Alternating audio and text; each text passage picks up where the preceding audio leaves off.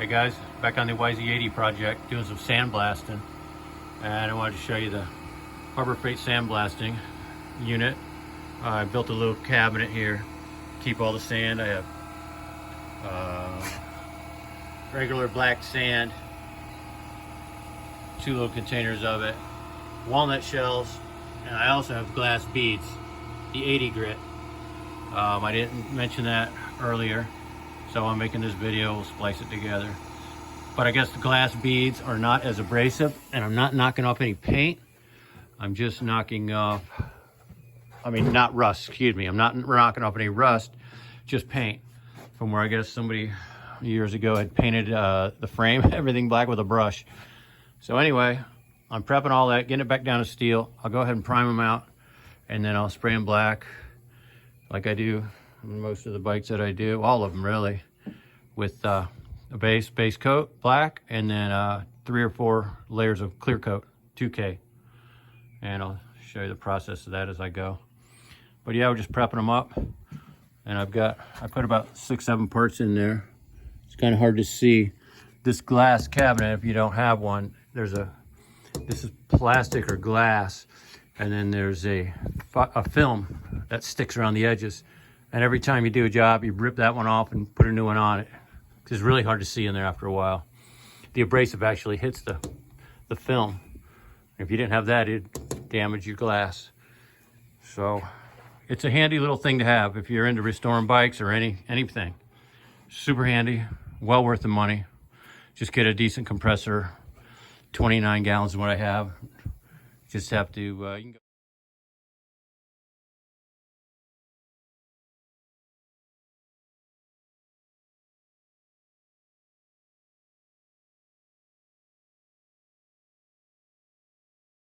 Hey guys, back on the YZ80 project. I'm going to do some sandblasting, actually with glass beads. I just need to knock off some paint, and there's really no rust, just paint. So here I go.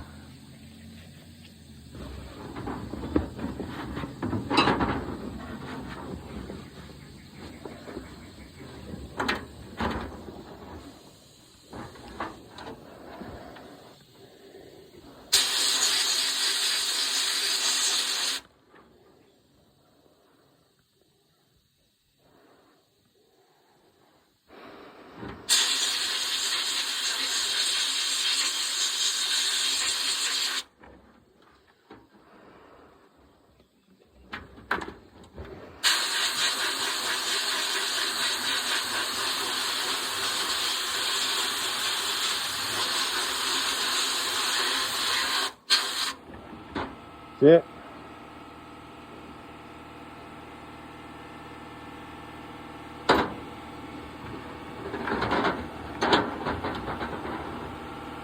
Chain tensioner.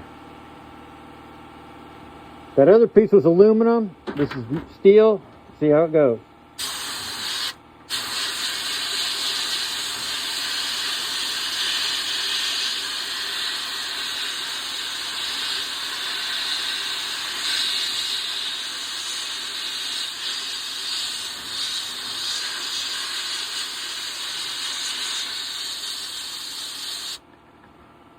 Not bad.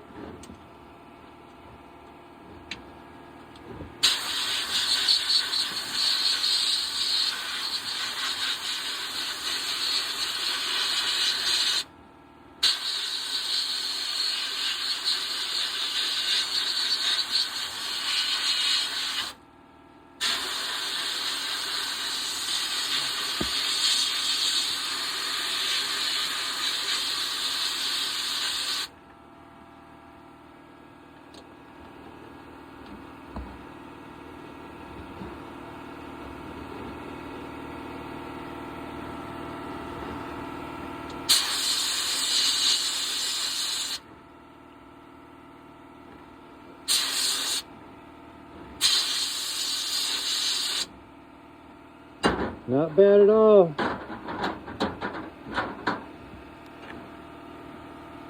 Chain guard.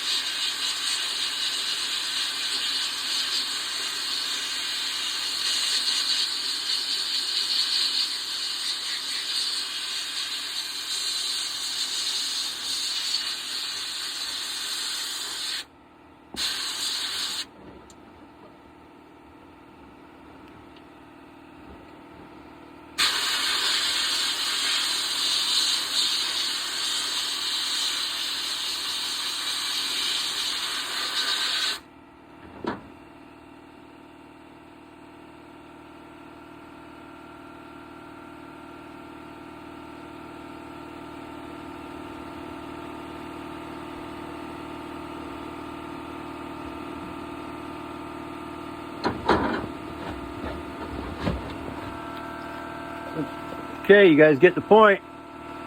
It's a Harbor Freight Sandblaster. I've got a 29-gallon compressor pushing it, and you can hear it running. Well, I'll let it recuperate, and I'll get back to it. Just takes a little time if you don't have a giant compressor. You know, I'm just a garage guy, just a hobby dude. I'm not a mechanic, like I always say. Compressor's in the garage up there. I'm working down here in the open air where I do all my painting, and then I'll hang the parts in there.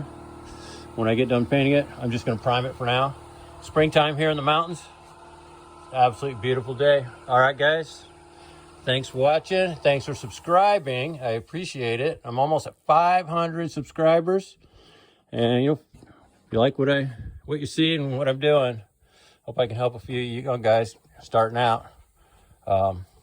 Hit that subscribe button, man. Appreciate it. Take care. Bye.